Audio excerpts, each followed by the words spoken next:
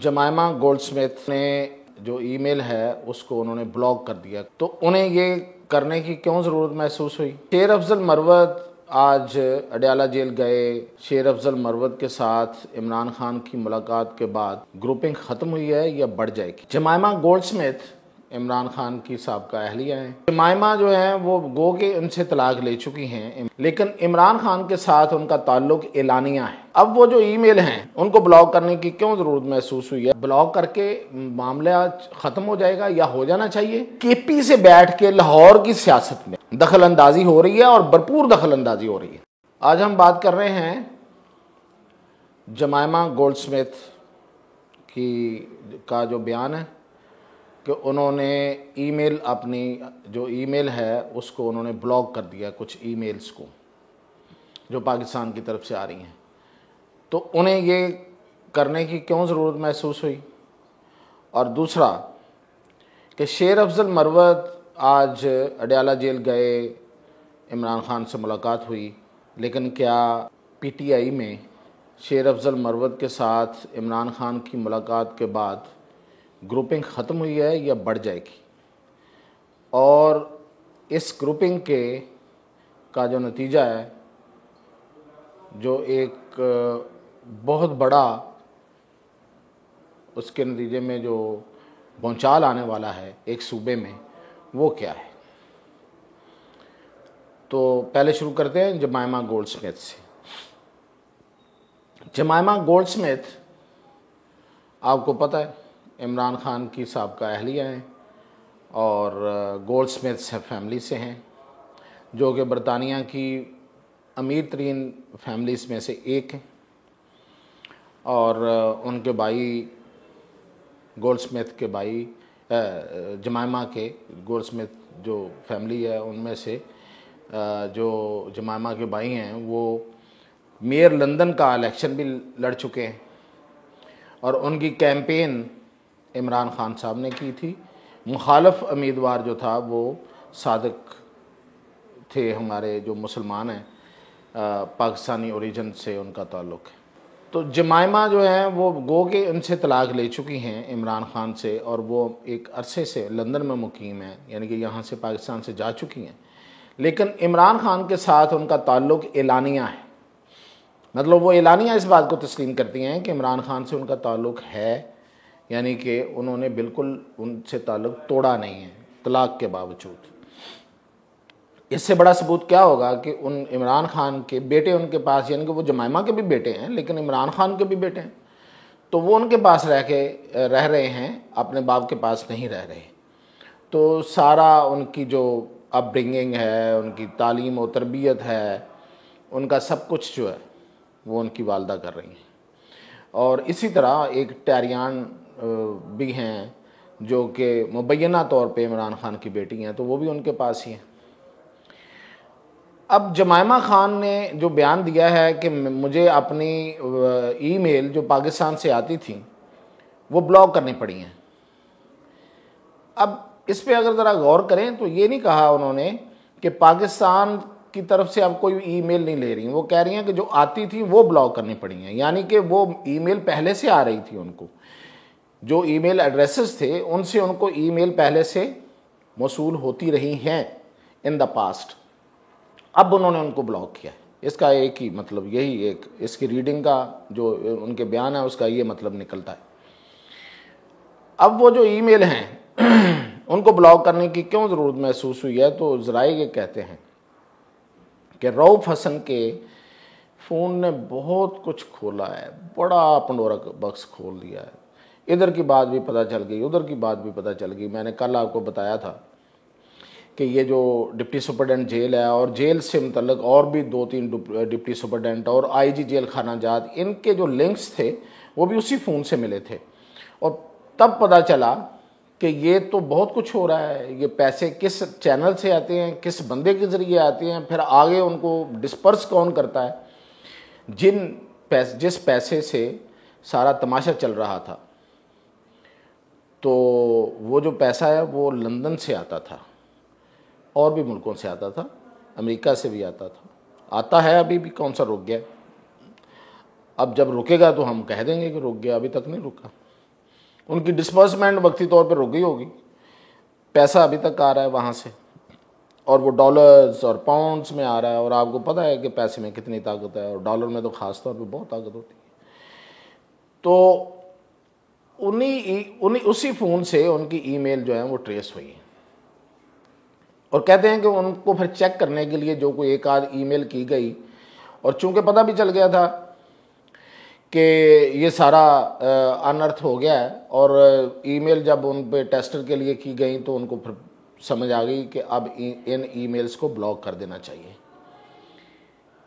आपको याद होगा कि आसिफ अली जरदारी जो इस वक्त सदर पाकिस्तान हैं, उन्होंने 2023 में, जुलाई 2023 में एक टीवी चैनल के इंटरव्यू में ये बात कही थी कि पाकिस्तान से बाहर जितने यूट्यूबर्स और जो पाकिस्तान के ख़िलाफ़ प्रोपेगेंडा कर रहे हैं और इमरान खान को ग्लोरीफाई कर रहे हैं और पीटीआई के जीत की खबरें एडवांस में दे रहे हैं, उन सब को पैसा जो है वो जुमाइमा देती है।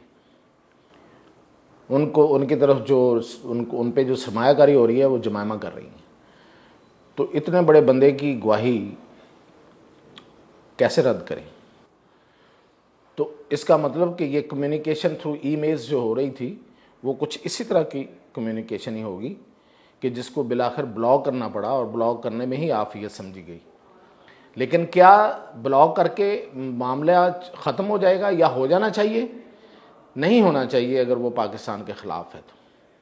अगर पाकिस्तान में इंतशार फैलाने के लिए अगर कोई ऐसा की कम्युनिकेशन थी तो उसको ब्लॉक करने पे मामले को ख़त्म नहीं होना चाहिए, बल्कि इसे एविडेंस के तौर पे हुकूमत बरतानिया के सामने रखे जाना चाहिए।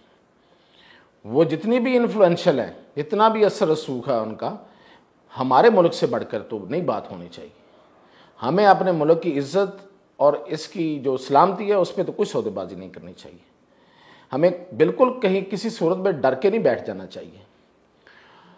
अब रह गया बात, अगली बात करते हैं कि शेर अफजल मरवत जो हैं वो उनके आने से क्या फ़र्क पड़ेगा। तो शेर अफजल मरवत इससे पहले भी एक मुतहर्रिक शख्सियत है पीटीआई में, और उन्होंने कुछ करोड़ पुल किया था केपी में, और उसकी वजह से जब उनकी विजुअल जो है वो वायरल होते थे तो फिर पंजाब में भी उनकी फ़ैन फॉलोइंग बन गई थी। उनकी फ़ैन फॉलोइंग तो है थी, अब कम भी हो गई है ज़ाहिर है, क्योंकि बहुत सी चीज़ें जब सामने दूसरे मुखालफिन लेके आए और उन पे इल्ज़ामात लगाए और उन इल्ज़ामात के हक़ में उन्होंने दलाइल दिए और सबूत दिए, तो लोग ज़ाहिर है फिर अफेक्ट तो होते हैं। जो फ़ैन फॉलोइंग जो होती है ना, ये हवा की तरह होती है, ऐसे आ जाती है, ऐसे चली जाती है। ज़्यादातर केसेस में, कुछ केसेस में थोड़ी देर स्टे भी करती है, जो कि अभी की हुई है। आप फौरी तौर पे इस पे फतवा ना दे दीजिएगा। तो वो जो फ़ैन फॉलोइंग की वजह से वो बहुत ऊपर थे और उससे फ़ायदा भी उठाते रहे। उन्होंने बहुत सारे फ़ायदे उठाए। अब उन फ़वाइद को हम क्यों गिने? मुखालफिन काफ़ी हैं उनकी बातें करने के लिए। मैं तो इस वक्त ये बात कर रहा था कि पीटीआई के अंदर जो इख्तलाफात हैं उन पे क्या असर पड़ता है, तो वो बढ़ जाएंगे। देखें, उनके ख़िलाफ़ हैं फवाद चौधरी, उनके ख़िलाफ़ हैं शिबली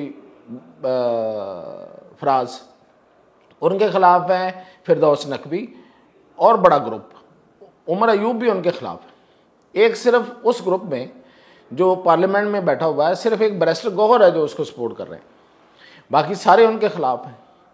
अच्छा, और अब रह गया ये ग्रुप हो गया। ग्रुपिंग देखें ज़रा, एक ये ग्रुप हो गया। अब चले जाते हैं हम वापस केपी में। केपी में अभी आपने देखा कि एक मिनिस्टर को उन्होंने शकील खान को निकाल दिया। उसके सामने, उसके पीछे खुम ठोक के खड़े हो गए आतिफ खान और जुनैद अकबर खान। अब आतिफ खान और जुनैद अकबर खान जो है वो बहुत बड़ा ग्रुप है, ये बड़ा स्ट्रॉन्ग ग्रुप है केपी में पीटीआई का। ये पहले भी बहुत स्ट्रांग था। शहराम तरकई, आपको याद होगा कि इन दोनों को हुकूमत से निकाला गया था जब वज़ीर आला थे वो परवेज़ खटक, तो इमरान खान के कहने पे निकाला गया था। फिर इमरान खान ने खुद इनको वापस लेके आना पड़ा, उनको खुद मुलाकात करके वापस लाना पड़ा। इतना स्ट्रांग ग्रुप है वो, यानी कि इमरान खान को झुकना पड़ा उनके सामने। अब वो इसके मुखालफ है, यानी कि अली अमीन गंडापुर के ख़िलाफ़ है। अब अली अमीन गंडापुर क्या बेचते थे? उनका एक गांव है हाथाला, वहाँ उनका एक फार्म हाउस है, वो था सब कुछ, वो ताकत का मरकज़ था। फैज़ साहब बहुत सारे काम उस फार्म हाउस में करते थे, बहुत से लोग वहाँ पहुँचाए जाते थे। ये थी असल ताकत अली अमीन गंडापुर की। और फैज़ के जाने के बाद तो बहुत से लोग बेफैज़ हो गए, उनके हाथ में कुछ नहीं रहा। जो चमत्कार दिखाते थे वो ख़त्म हो गया। वो हाथ ऐसे करके अपने जादू शादू दिखाने की कोशिश करते हैं, लेकिन हाथ से निकलता ही कुछ नहीं है, क्योंकि फैज़ ख़त्म हो गया, पीछे से निकल गया। तो अब ये आतिफ खान ग्रुप जो है ये गिराएगा अली अमीन गंडापुर को। और ये मैं आपको बता रहा हूँ कि ये इख्तलाफात जो हैं वो कम नहीं हुए, वो बड़े हैं। तो सबसे पहला खड़ाक, और बड़ा खड़ाक, पहला तो नहीं खैर, लेकिन बड़ा खड़ाक जो आपको नज़र आएगा वो केपी में आएगा। और वो अली अमीन गंडापुर के ख़िलाफ़ एक मजबूत महाज बन के उसको गिराएंगे और उसको कोई नहीं रोक सकेगा। और जो ग्रुपिंग है वो शानदाना गुलजार एक तरफ हैं, और जो सवाती ग्रुप है, और वो उन्होंने पंजाब में मियाँ असलम इकबाल को लिया हुआ है, और मुखालफ यहाँ पे हमाद अज़हर हैं। हमाद अज़हर को दोबारा कहा गया प्रेसिडेंट बनने के लिए कि संभालो आप पंजाब की सदारत। लाहौर का सदर उनसे छीन लिया गया है, हमाद अज़हर कैसे आएगा सामने? अब अगर शेर अफजल मरवत जो है वो जलसे के लिए वहाँ से चलता भी है तो क्या कर लेगा भाई? कितने लोग वहाँ से लेकर चल पड़ेगा? यहाँ पे सपोर्ट कहाँ से आएगी? हमाद अज़हर तो उसके वहाँ से नहीं निकलेगा, क्योंकि उसको तो जिस तरह से जलीलो ख्वार किया अली अमीन गंडापुर ने, जो लफ्ज़ कहे हैं, जो ताना मारा है कि भाई आपके अपने काम हो तो वो चलते रहते हैं, आपका अपना पूरा कारोबार चल रहा है, पार्टी का वक्त आता तो आप अंडरग्राउंड होते हैं।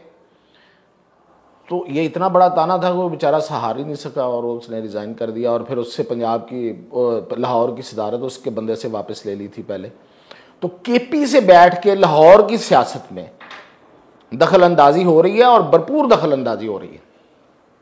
जब यहाँ तक मामला पहुँच जाए पार्टीज़ में कि एक सूबे की जो तंजीम है वो दूसरे सूबे पे असरअंदाज हो रही हो, तो उस पार्टी के पल्ले गया भाई। तो इसलिए शेर अफजल मरवत से मुलाकात करें या किसी से भी करें, किसी को सहारा देने की कोशिश करें, अब ये इख्तलाफात ख़त्म होने वाले नहीं। ये जड़ पकड़ चुके हैं और ये शदीद हो चुके हैं, और इसके नतीजे में आपको ख़राबी नज़र आएगी, शायद ही सुधार नज़र आए, क्योंकि खान साहब तो अंदर हैं। और जो उम्मीद थी, जो पीछे बैठ के जो रूह थी इस सारे यूटोपिया की, जो खड़ा किया गया था लोगों के सामने, वो फैज़ साहब तो वो तो निकल चुके। तो ये है आज तक की कहानी। मज़ीद अपडेट इंशाल्लाह आपको करते रहेंगे।